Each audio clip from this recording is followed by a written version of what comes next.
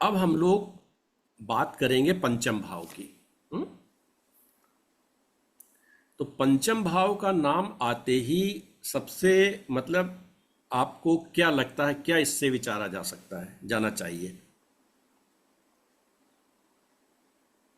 संतान, शिक्षा, पंचम भाव पूर्वजन, का। हाँ। पूर्वजन, लव हाँ अफेयर्स भी होते हैं सर। जी। अफेयर्स भी होते हैं इसमें। आवाज नहीं समझ पाए। अफेयर्स भी देखे जाते हैं इसमें। अफेयर्स, हाँ, सब देखे जाते हैं अफेयर्स। हाँ जनरली क्या है कि पंचम भाव का नाम आते ही हमारा सारा दिमाग जो है संतान पे रुक जाता जी जी सर। है ना। जी लेकिन इससे विचारणी जो है बहुत से अन्य बड़े महत्वपूर्ण विषय हैं। हम एक एक करके सबकी चर्चा करते हैं और जो है उसको आपको समझाने का प्रयास करते हैं। देखिए, अब पंचम भाव में हम इसको कैटेगराइज भी करते हैं विषयों को। एक तो जैसे आपने ले लिया संतान। संतान के समकक्ष एक और रिलेशनशिप होती है, वो होती है शिष्य की। होती है ना? ये समझ में आया? पुराने समय में सब गुरुकुल में ही पढ़ते थे और जो है जो वहाँ के आचार्य या गुरु लोग थे उनको अपने संतान की भांति जो है वो देखभाल करते थे। हाँ। राइट? हम्म, तो संतान के साथ साथ में शिष्य भी विचारणीय है। एक एक स्टेप करके हम सब बताएंगे कैसे क्या विचारणीय। फिर दूसरी चीज आती है और बहुत इंपॉर्टेंट, बुद्धि। अब बुद्धि के साथ साथ कौन से विचारणीय विषय हैं? बुद्धि, बुद्धिमत्ता, और इसको हम लोग समझें ज्यादा क्लियर हो जाएगा, टैलेंट। हम्म क्योंकि ये थोड़ा ज्यादा प्रचलित शब्द है, बुद्धिमत्ता से लोग कम जो है आजकल आकलन लगा पाते हैं। तो टैलेंट का भी बात करता है। अब टैलेंट का मतलब क्या हुआ? किसी जातक का टैलेंट किस दिशा में है? खाली शिक्षा ही तो नहीं है कि हमने बीएससी, एमएससी और पीएचडी और सब कर डाला। शिक्षा is one of the area. बहुत से लोग अपना टैलेंट जो है खेल कूद में दिखाते हैं ना। जी कुछ लोगों का टैलेंट जो है वो सट्टा, जुआ, लॉटरी, गैम्बलिंग, है ना। कुछ लोगों का टैलेंट होता है शेयर मार्केट। राइट? कुछ लोगों का टैलेंट हो गया गायन, संगीत कह लीजिए। राइट? हम्म, तो कई अलग अलग जगहों पर टैलेंट। तो जातक का टैलेंट कैसे कहाँ कहाँ काम कर रहा है, किस तरीके से काम कर रहा है। राइट? ये हो गया। बुद्धिमत्ता के साथ एक और चीजें जो जो बुद्धि के ही अंतर्गत आती हैं, इसके साथ साथ आती है आपकी जो है सलाहकार। क्योंकि बुद्धि होगी तभी तो आप सलाह देंगे ना, कंसल्टेंट। अब ये कई क्षेत्र हो सकते हैं। आपका शिक्षा का क्षेत्र हो सकता है ना। आप सीए हो सकते हैं, एडवोकेट हो सकते हैं, एस्ट्रोलॉजर हो सकते हैं, एनीबडी, सलाहकार ना। और सलाहकार के साथ क्या आ जाता है? मंत्री पद। साथ साथ क्या आ जाता है? एक शब्द आया है राजांक। राजांक मतलब क्या है कि उच्च पद, या मतलब गस्टेड ऑफिसर समझ लीजिए, राजपत्रित अधिकारी ऐसे समझ लीजिए। मतलब राजा की मोहर जिसके पास हो। ये सब किसके हैं? बुद्धि से ही है। क्योंकि एक तो टैलेंट आपका किधर के इधर आप देख सकते हैं। यहां आप देख सकते हैं टैलेंट, मंत्री पद। जिसके पास बुद्धि होगी वही तो सलाह देगा। मंत्रियों का क्या काम है? सलाह देना। सलाहकार भी यही है। ये छोटे सलाहकार हैं, ये बड़े सलाहकार हैं। क्योंकि मंत्री पद एक जिम्मेदारी का पद है, बहुत सोच समझ के बड़े चुने हुए लोगों को दिया जाता है। मंत्री का काम है राज्य की भलाई के लिए या सलाह, जैसे आजकल के जो सेक्रेटरीट के जो हायर पर्सन्स हैं, चीफ सेक्रेटरी, है ना, प्रमुख सचिव, इस तरीके के लोग, या कोई विशेषज्ञ, है ना, इकोनॉमिक्स विशेषज्ञ या ऐसे रक्षा विशेष, इस तरह के लोग, राजंक विभाग उच्च पद पर जो सेक्रेटरी टाइप के लोग, ये सब जो है बुद्धि के ही जो है कार्य हैं, राइट। तो एक बुद्धि से हम लोग किन किन विषयों को विचार सकते हैं। तीसरा क्या आ गया? तीसरा हम लोग ले लेते हैं, अब जैसे ले लिया हम लोगों ने पूर्व जन्म पुण्य। पूर्व जन्म पुण्य से हम लोग क्या क्या चीजें लिंक कर सकते हैं? एक तो होता है श्राप योग, दूसरा क्या होता है पितृ दोष, तीसरा क्या होता सकता है ऋणानुबंध, राइट। चार और क्या जोड़ लें हम लोग इससे? वो जोड़ लीजिए, चलिए प्रेम संबंध जोड़ लीजिए, है ना। इसको आप जो है, एक शब्द आया है मोह, ये एक्चुअल शब्द है पंचम भाव का। क्यों? क्योंकि यहां संतान है, राइट। संतान से प्रेम नहीं होता है, मोह होता है, जी। है ना। हम्म। तो प्रेम संबंध भी इससे हो गए। प्रेम संबंध को और हम लोग क्या एक आध शब्दों में और जो एनालाइज कर सकते हैं, चलिए कोई शब्द अभी आगे याद आएगा तो बता देंगे। और इससे जोड़ सकते हैं हम लोग इष्ट देवता भी इससे जोड़ा जाता है, या एक जोड़ा जाता है उपासना, किसकी उपासना करें,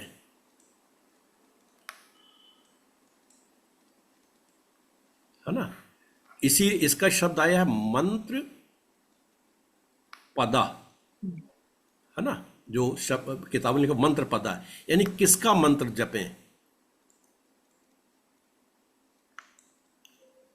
राइट। ये भी पंचम से देखा जाता है। तो यहीं से एक शब्द आ जाता है उपचार, रेमेडीज।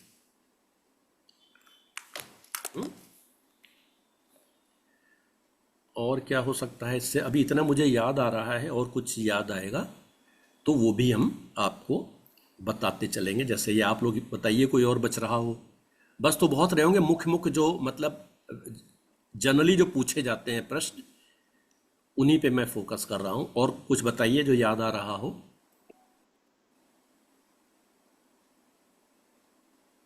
पंचम भाव से संबंधित कोई किताब रखे हो तो देख लीजिए। नहीं, इसमें सर ये आत्मा और प्राण शक्ति, ए? ये दो चीजें, आत्मा और प्राण शक्ति। आत्मा जी, और एक दिया हुआ है प्राण शक्ति। चलिए, अब जनरली दिया तो हुआ है, लेकिन एक तो इससे संबंधित प्रश्न कम आते हैं, लेकिन फिर भी हम बता देते हैं आपको। ये दोनों भी ले लेंगे, ठीक है, याद दिलाइएगा। तो ये चीजें समझ में आई? चलिए, तो हम लोग शुरू करते हैं। देखिए, ये जो संतान संबंधी विषय है, ये ज्योतिष का सर्वाधिक जो है, विवाह से और प्रोफेशन से भी ज्यादा जो है कठिन जो है फलित है इसका, ये, है ना। और ये बहुत लंबा विषय है, इस पे बहुत कुछ लिखा गया है। तो इसको तो हम जो है सबसे बाद में लेंगे, है ना, नहीं तो ये सब छूट जाएंगे। आज हम सोच रहे हैं आपकी ये दूसरी चीजें कवर कर दें। तो पहले हम लेते हैं शिष्य, क्योंकि शिष्य को हम जन्मते नहीं है, इसको हमें जन्मना है। तो वो क्षमता है कि नहीं है, क्या कंडीशंस हैं, इसमें बहुत सी सिचुएशंस हैं। तो हम लोग शिष्य से शुरू करते हैं, राइट। अब जैसे हम लोग ये जानते हैं, हम लोग पूरा काम कर रहे हैं भाव भावेश भावकारक पर, राइट। तो अब भावेश तो बदल ही सकते हैं, बहुत से बदलेंगे, है ना, बदलते रहते हैं। हम्म, कारक,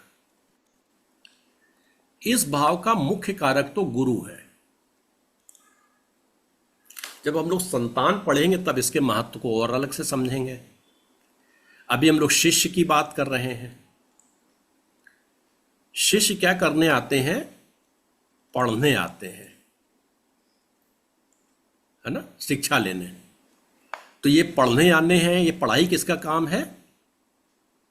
पढ़ना। पढ़ना किसका काम है? किस ग्रह से रिप्रेजेंट होगा ये? बुद्ध का। मरकरी से। मरकरी। हाँ। तो शिष्य के कारक कौन हो गए? बुद्ध हो गए, हम्म, राइट। अब देखिए, तो कारक हो गए हमारे, बुद्ध हो गए। अब ये देखिए कि आपके पास शिष्य, सपोज हम किसी जातक को देख रहे हैं, क्योंकि हम शिष्य को तो नहीं विचार रहे हैं, जातक को विचार कर रहे हैं जिसके पास शिष्य आते हैं। अब शिष्य आपके किसी के पास क्यों जाएंगे? क्यों शिक्षा के जाएंगे? लिए। उसके पास योग्यता हो, समझ हो, है ना, विवेक हो, है ना, अध्ययनशील हो, ज्ञान हो, राइट। तो एक शब्द आया है, आप लोग पढ़िएगा, धीमंत। हम्म, धीमंत योग।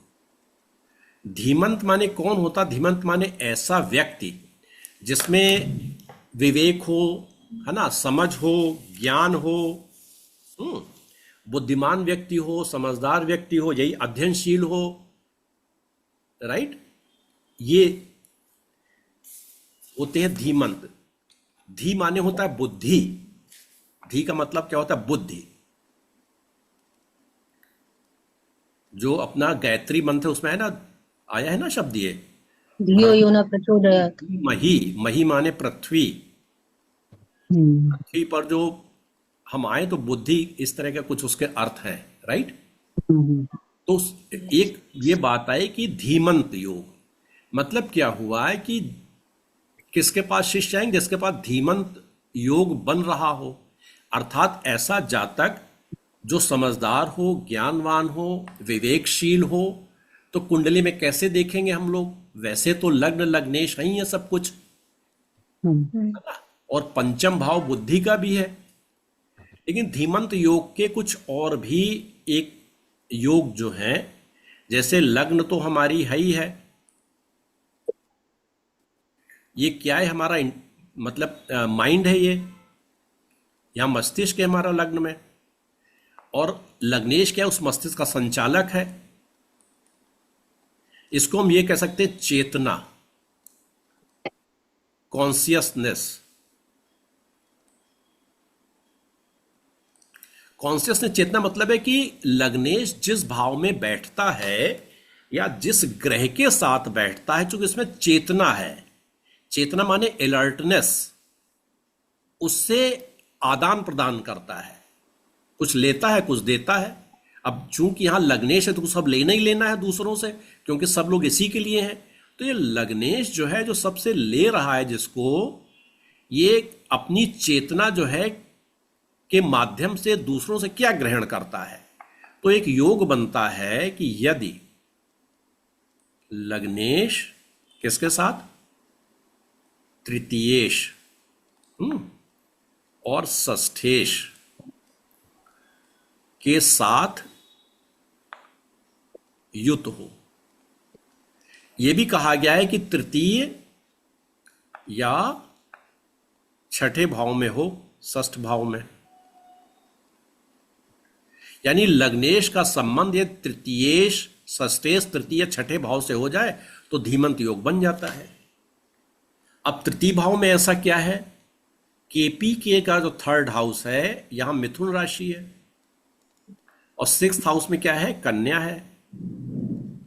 ये क्या है? दोनों बुध की राशियां हैं, राइट। तो नेचुरल जोडियाक में जो बुध का प्रभाव है वो तृतीयेश में हमेशा रहेगा, षष्ठेश में बुद्धिमत्ता का प्रभाव।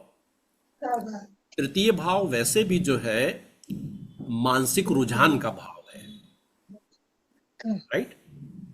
यही काम एक धीमंत योग बन सकता है अगर पंचमेश भी साथ में हो।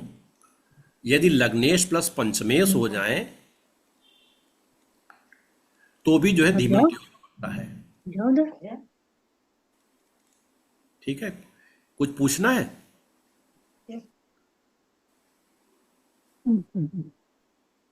राइट।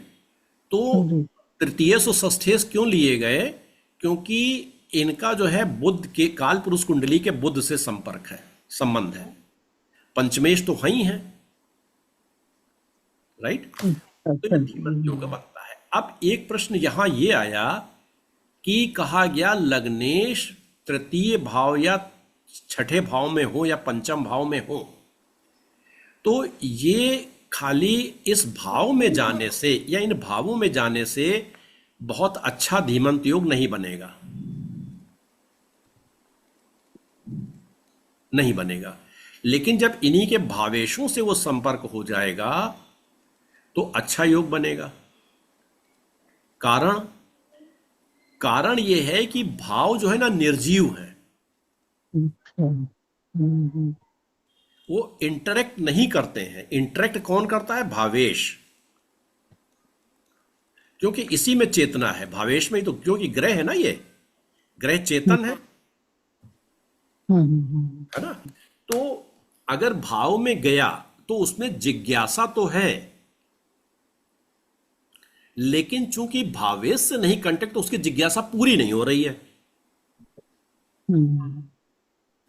तो ये भाव और भावेश का अंतर है। लग्नेश पंचम में चला जाए तो उतना फायदा नहीं है, लेकिन लग्नेश का पंचमेश से संबंध हो जाए तो ज्यादा बड़ा धीमंत योग बनेगा। लग्नेश का तृतीयेश से हो जाए, राइट। तृतीयेश और पंचमेश। तृतीयेश, षष्ठेश, पंचमेश।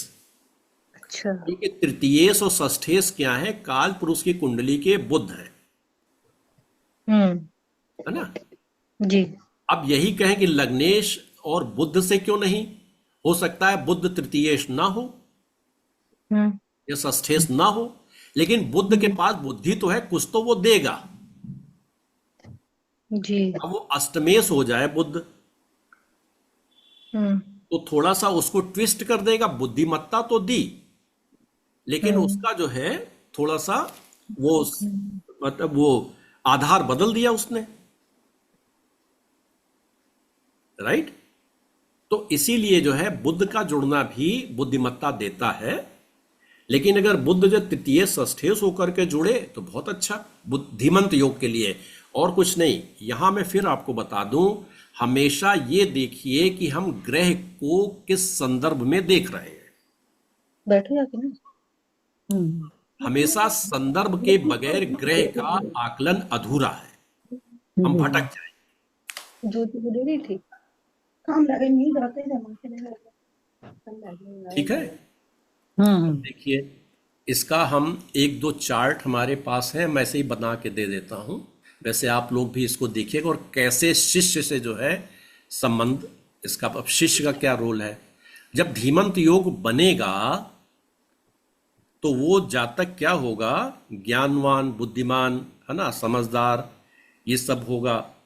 तो उसके पास जो है ना, क्योंकि बुद्ध की भी पावर है, बुद्धि, तो ऐसे वो क्यूरियस भी होगा। मतलब क्या कहते हैं, ऐसा जातक प्रश्न पूछने के लिए जो क्यूरियस होगा, उसके पास क्या है ना कि ज्ञान भी ज्यादा होगा, बढ़ेगा भी ज्यादा। अब पत्रिका पूरी हम नहीं ऐसे लगा देते हैं आपको, हम एक तो चार्ट है उसी में बता देते हैं।